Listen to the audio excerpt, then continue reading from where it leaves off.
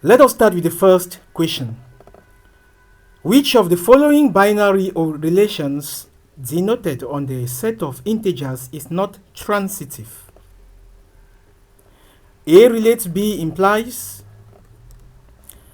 Let us use numbers to test and see what happens. If 1 is a factor of 4 and 4 is a factor of 8, we know very well that 1 will be a factor of 8 as well. So the first alternative is true. This is the same with the greater than. If A is greater than B and B is greater than C, then A is greater than C. So this relation is also transitive. For the third one, if we use the numbers 2 and 3, if 2 plus 3 is odd and 3 plus 4 is odd, 2 plus 4 will not be odd. It gives us an even number. So it therefore means the third one is not transitive. However, the last one, A plus B, is transitive because an even number plus an even number gives an even number, and an odd number plus an odd number gives an even number. So the key here is C. Number 2, the functions f and g are defined on the set of real numbers by the function 2x minus 1 is f of x and f of g of x equals x minus 2. Find g of x. So we know that f of g of x is a composite function, and this composite function is the same as 2 times g of x minus 1 equals x minus 2. This composite function, which is given by x minus 2, is the same as going to the function f of x and replacing the x there by g of x. That is what we have. Then from there, we can solve g of x. This will give us 2g of x to be equal to x minus 1, that is taking 1 to the right hand side, and we'll be left with g of x to be equal to x minus 1 on 2. So we have x minus 1 on 2 as answer. Number 3, we have e to the power 2 ln x is equal to, so e to the power 2 ln 2x is the same as, you bring the 2 in front from the law of logarithm, and this gives us e to the power ln 2x, all of that squared, and from the laws of simplifying logarithms, this will give us 4x all squared. 4x squared. The next question, a linear relationship involving the variables x and y is ln y equals nx plus ln a, where a and n are constants. The relationship between x and y is, so we start by raising both sides and we'll use e as the base.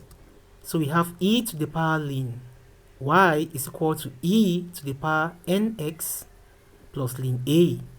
And we can further simplify the right hand side as e to the power nx times e to the power ln a. And this will give us a times e to the power nx to be equal to y. So this is what we actually obtain. So we have our y to be equal to a e to the power nx. Note that for the left hand side, e to the power ln y is the same as y. Number 5, the gradient of the tangent to the curve y is equal to 2e to the power 2x minus 3 e to the power minus x at the intersection point, at the point where x is 0 is. So here our y prime, the derivative of the function y prime, is 4e to the power 2x plus 3e to the power minus x. Now that we have the derivative, y prime of 0 will be equal to 4 into 1 plus 3 into 1, and this gives us 7. So the gradient of the tangent at that point is 7. Note that the gradient is y prime of the x value at a particular point. Next, we have the function f is defined on the set of real numbers by that function, where x should not be equal to minus 2 and x should not be equal to 0. The value of k for f to be an even function is, for f to be an even function, f of x should be equal to f of negative x. So here we are going to look for f of x and equate it to f of negative x. So k plus 3x on 2 plus x should be equal to k minus 3x, all that on 2 minus x. We cross multiply to obtain k plus 3x times that should be equal to the right hand side, which is k minus 3x, all of that times 2 plus x. When we simplify this expression, we will be left with minus 2kx to be equal to minus 12x, and k will be equal to 6.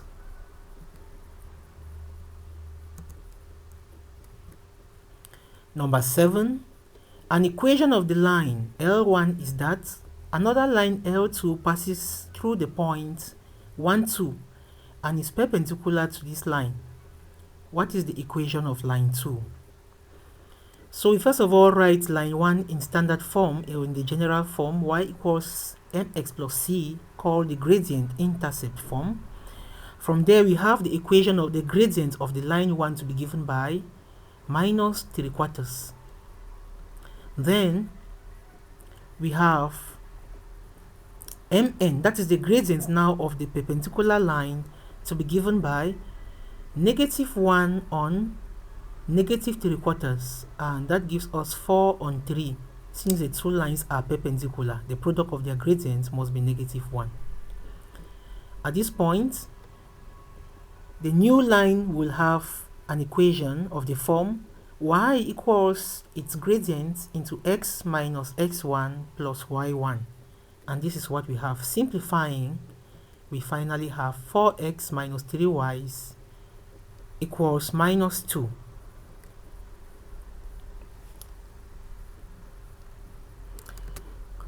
Number 8, at point P, a point P divides the line segment joining the points M and N internally in the ratio 2:1.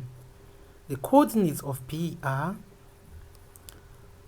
so the line is divided in the ratio 2:1. Therefore means from M to N we have 3 parts. So if you can look for 2 parts and add to M, we will have the point P. Or we can look for 1 part and subtract from N, and we will have the point P as well. So the x component of point P is given by 4 plus 2/3 times the difference of the x component, and that gives us 6. And then the y component of point P is, we have 1 plus 2/3 times the difference of the y values, and this gives us 5. So the point P has coordinates 6, 5.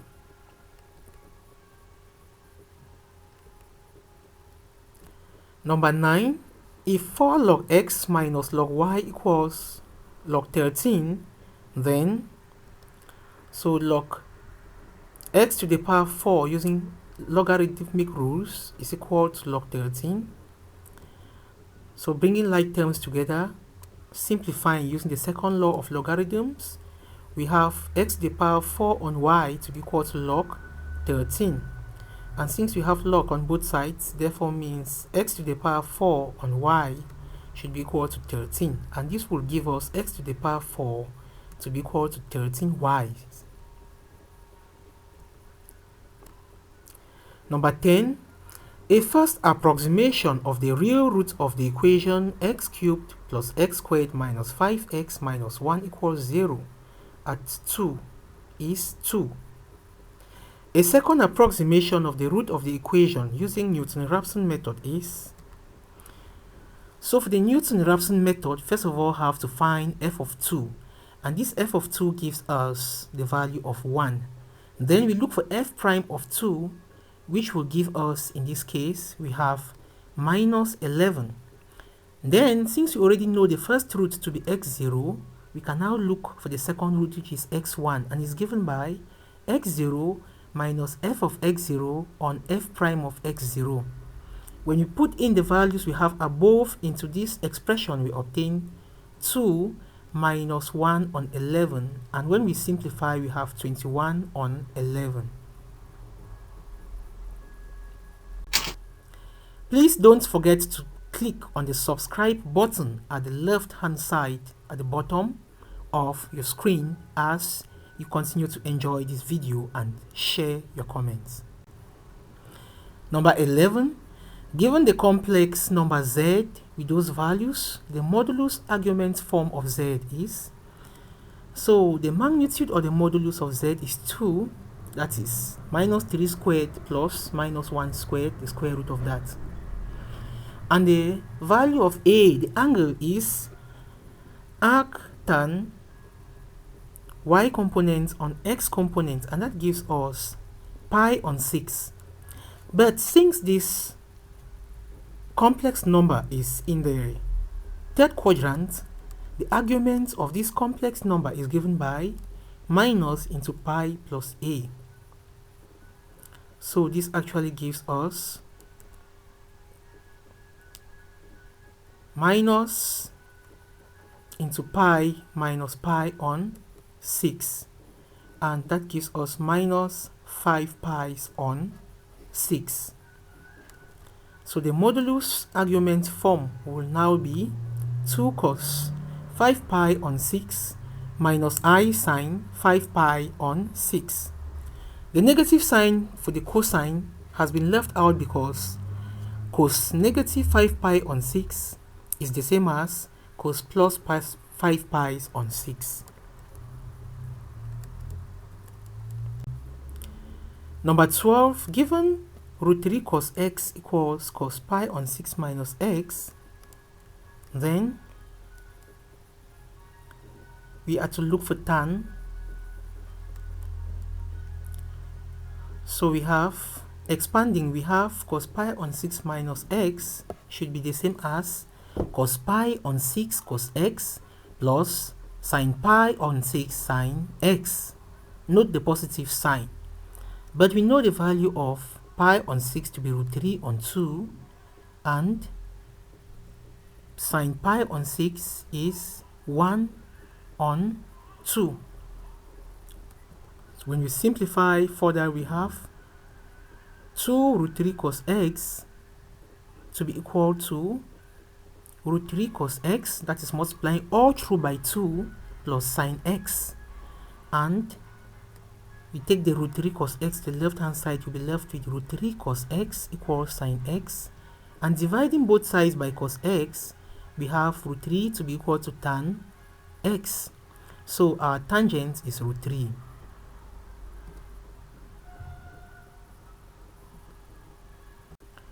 Number 13, the integral of e to the power 3x dx is, so when you integrate, you just have 1 over the derivative times e to the power 3x plus a constant of integration. Number 14, the Cartesian equation of the line perpendicular to the plane 2x minus 3y plus 4z plus 8 equals 0, and passing through the point minus 1, 2, 3, where lambda is a constant, is, so the normal to this plane is 2 minus 3, 4 from the equation of the plane, and these are the values a, b, and c. From the parametric form of the equation, since lambda is constant, our lambda should be given by x minus x0 on a, which in this case will be equal to x minus minus 1, which is x plus 1 on 2, Lambda for the y component will be y minus y0 on b, which is equal to y minus 2 on minus 3. Multiplying all through by minus 3, we have 2 minus y on 3. And for the z component, z minus z0 on c, which in this case will be z minus 3 on 4. So the key is C here. Given the parametric equation x equals that and y equals that, find dy dx. So here our dy dt is equal to 2 sine 2t. dy dt is 2 sine 2t's. Because when you differentiate cos, you have negative sign. And the negative times the negative that is here will give us positive. Then dx over dt will be equal to 2 plus 2 cos 2t. So our dy dx will be dy dt divided by dx dt. And since 2 is common, we factor out the 2 and simplify to have sine 2t's on 1 plus cos 2t.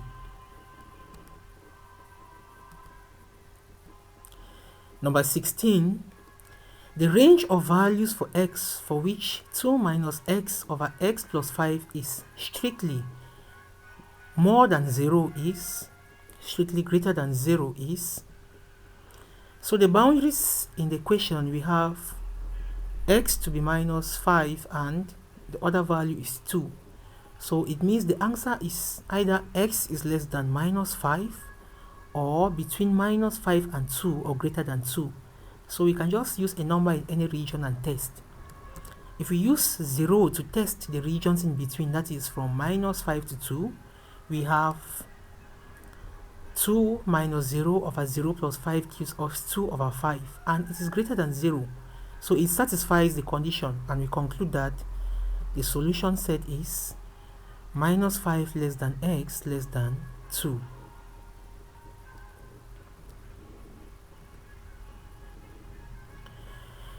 The table below shows the values of y and corresponding values of x for a certain experiment. Use the trapezium rule to find an approximate value for the integral from 0 to 8 of y dx. For the trapezium rule, we have the integral from a to b of y dx to be h on 2 into first term plus last term plus the sum of the remaining ones. That is the y values. And we look for our h as b minus a on n. b minus a on n, where n is equal to the number of x values that you have. Here the number of x values are, you have 1, 2, 3, 4, 5. So our n will be equal to this number of x values minus 1. So our n is calculated, for you to always remember, n means the number of spaces between the number of x values we have. For example, from 0 to 2 you have 1 space, 2 to 4 another, 4 to 6 another, and from 6 to 8 is another space. So we have the total number of spaces is 4, or we can say is the number of ordinates minus 1. So our h here will be equal to 8 minus 4 on 2, and we put these values in our equation and simplify, and this gives us 13.2.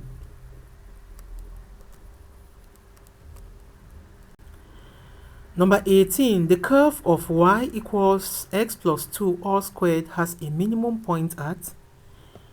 Here you will notice that for this quadratic equation, the value of a is positive. That is when you expand and write in the form ax squared plus bx plus c. And whenever that value is positive, it means we have a minimum turning point. Minimum turning point means what you usually call in class valley shape.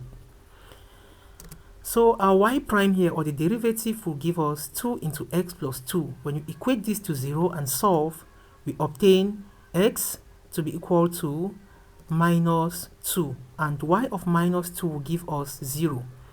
So our point is the value of x that we have solved for, comma, y of minus 2, and that gives us the point minus 2, 0. Number 19, a function f is defined by f is such that x is mapped onto 1 over 1 plus x squared in the set of real numbers. So let us test and see which one is correct. For injectivity, or to show that the function is 1 to 1, it means f of x should be equal to f of y. It means if f of x equals f plus of y, then x should be equal to y as an implication. So let us equate and test. So in this case, you find out that there is no need to solve. The positions for x and y are the same. So x is equal to y when you solve, and we conclude that the function is injective. If you solve and test the other values, you see that the other values are negative. That means it does not meet the expectations. Number 20, the quadratic equation ax squared plus cx plus b equals 0 has real and equal roots when, for this case, we have, for us to have real and equal roots, b squared minus 4ac must be equal to 0 for the general one, you know. But in this particular case, it has not been written in that form. So here we must have our b term here is c, and it therefore means c squared minus 4ab instead of ac should be equal to 0. And that is what we have. So it must not be written the way you always see it in class. So don't forget to subscribe, and don't forget to share your comments and to like. You can equally send us a mail in case of anything. 21. The number of selections of 3 students from a class of 7 students for a party in which the class prefect must attend is. Here there is only one way to choose the class prefect because there is only one class prefect. That is the assumption. So there are equally now 6 students left, and for these 6 students left, we have to choose 2 from the 6 students. So to select a class prefect and to select 2 from 6, so to select class prefect, there is just one way.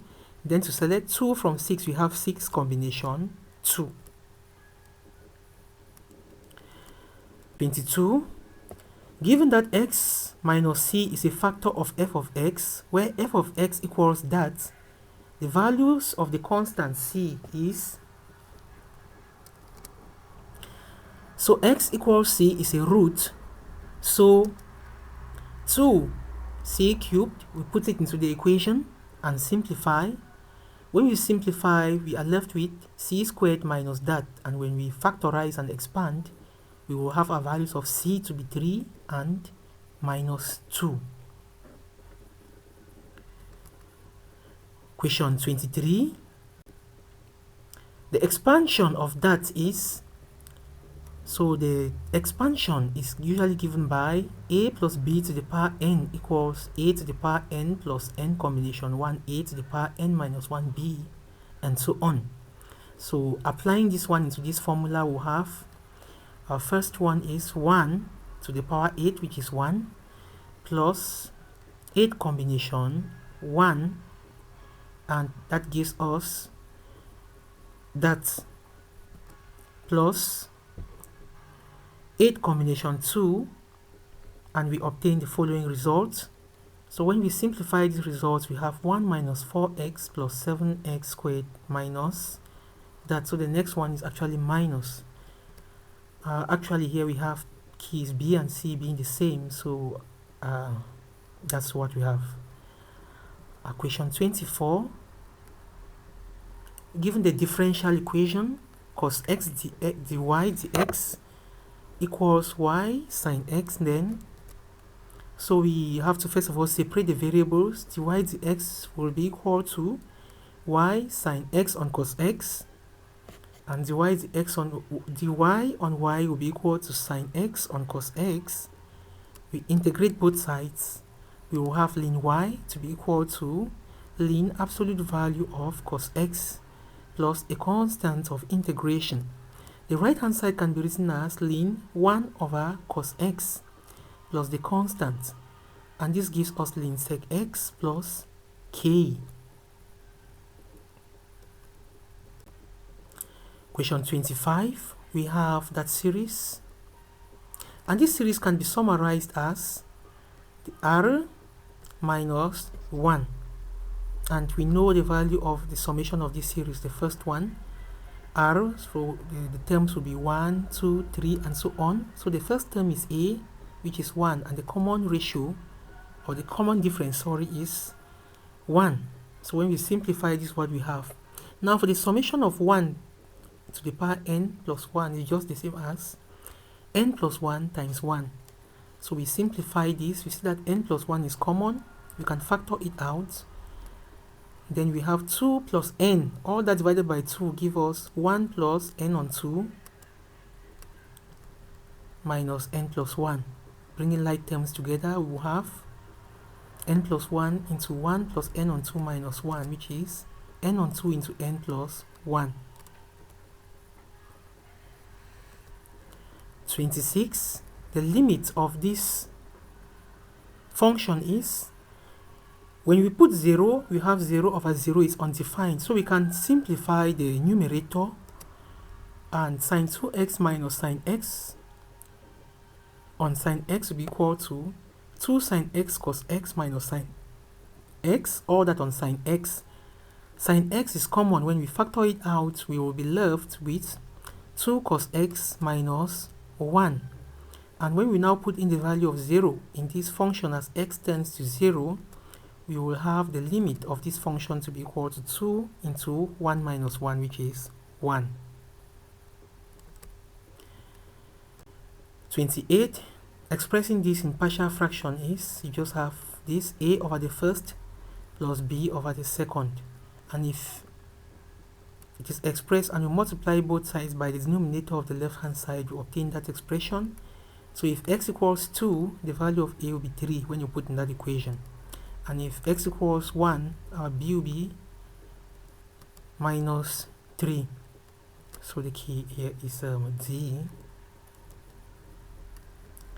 Question 28, the derivative of that is equal to 3x cubed plus into a plus bx times a to the power 2x. So we have to look for the values of a and b. So when we differentiate the first one, we are going to have the first term constant, differentiate the second plus the second constant, and differentiate the next one.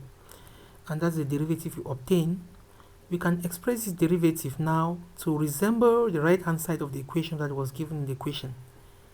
And this will be written as 3x squared. Now we send the x inside, and the right hand side we need some sort of a constant, that is 3 into all of that, 3. If you factorize, you have 3 plus 2x, and we can equate now to the right hand side which we have in the equation. And here it is clear that our a is 3 and our b is 2. Number 29, the number of arrangements of the letters of the word minimum is, here there are 7 letters in this word, and we have equally 3 of them are m's, that is 3 factorial ways to arrange them, and we equally have 2 i's, 2 factorial ways to arrange them. So the total number of arrangements is 7 factorial divided by 2 factorial times 3 factorial. 30. A circle with center at the point 3, 4 touches the x-axis. The equation of the circle is, if the equation touches the x-axis, it means that the y value from that axis to the equation that's been given is 4. What we are saying here is that the radius of this circle is actually 4, because on the y-axis, y is 0, and if the center is at 4, from 0 to 4 gives us the value of 4, which is the radius of the circle. So we can conveniently write this as x minus 3 all squared plus y minus 4 all squared should be equal to the radius squared, and that gives us 16. Don't forget to subscribe, and we are equally going to upload the other videos as you keep on watching and sharing your comments.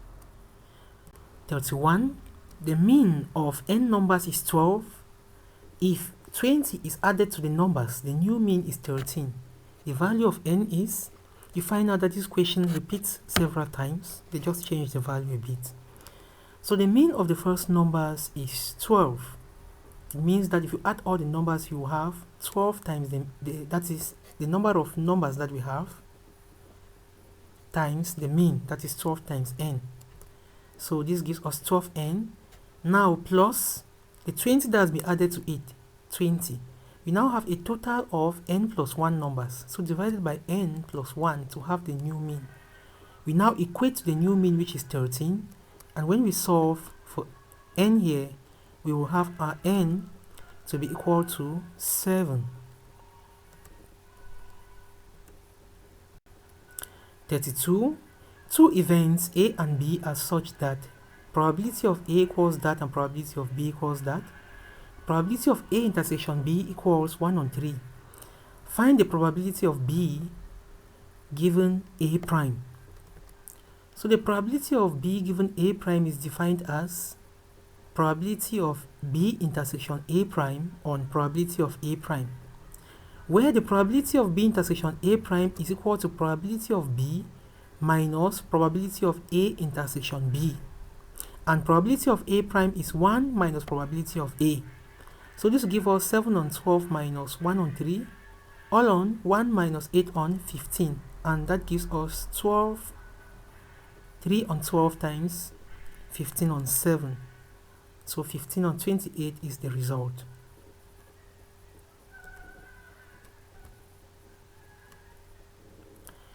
A discrete random variable x has the following distribution.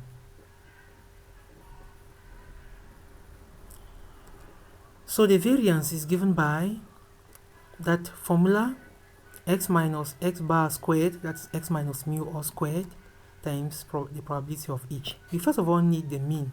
The mean is given by the sum of each score times its frequency. So we have 0 times 1 over 8 plus 1 times 3/4 plus 2 times that. And that gives us 1. We can now calculate our variance as var x to be equal to 0 minus 1 squared times all of that. And when we simplify all of these results, we have 1/4.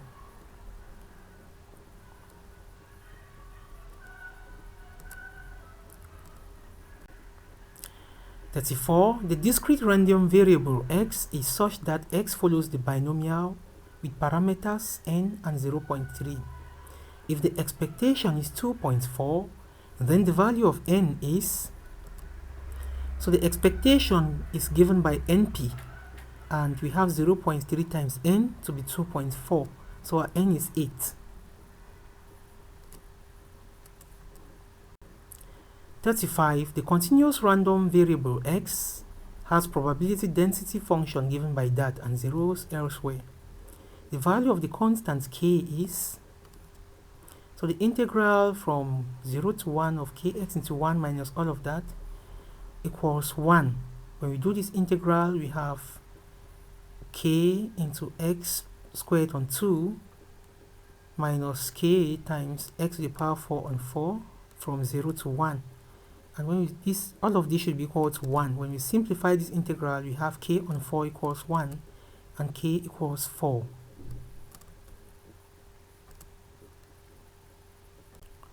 A continuous random variable y follows a uniform rectangular distribution such that y follows rect28 as parameters.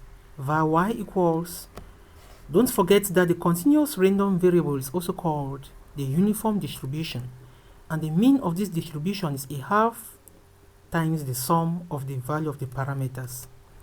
The var x here is given by 1 on 12 into b minus a all squared. That is the bigger the upper value minus the lower value squared, and here we have 3 as the answer. A random sample of size 100 is drawn from a population whose standard deviation is 10.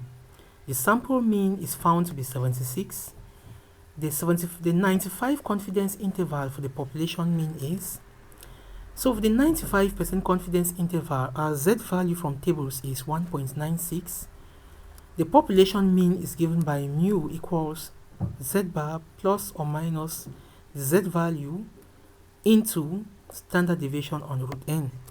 We put in our values and we obtain 1.96 into 10 on root 10, which is equal to that.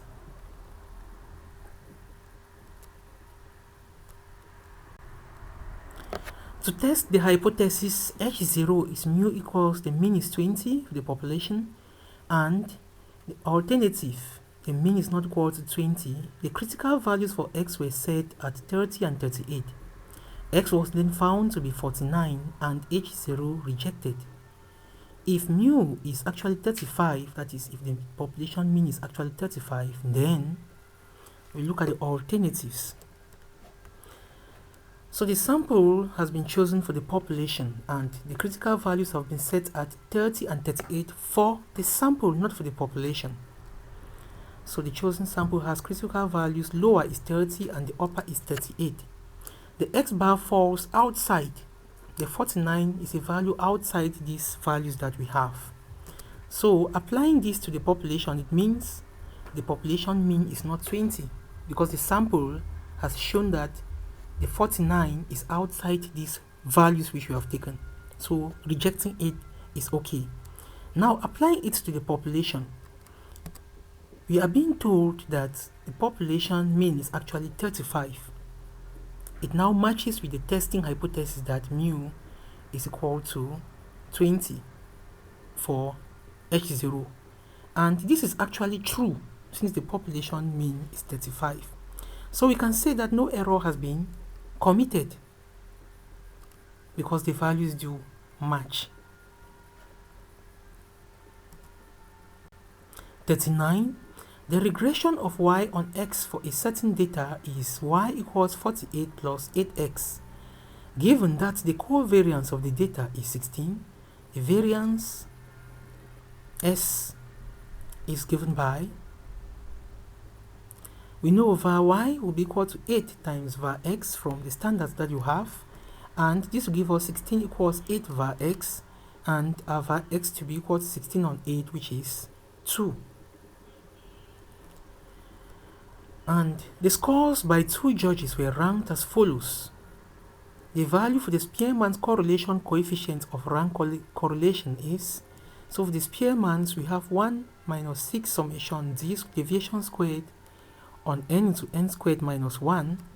Putting in our values, the deviations we obtain, 3 minus 3 is 0, so 0 squared is 0.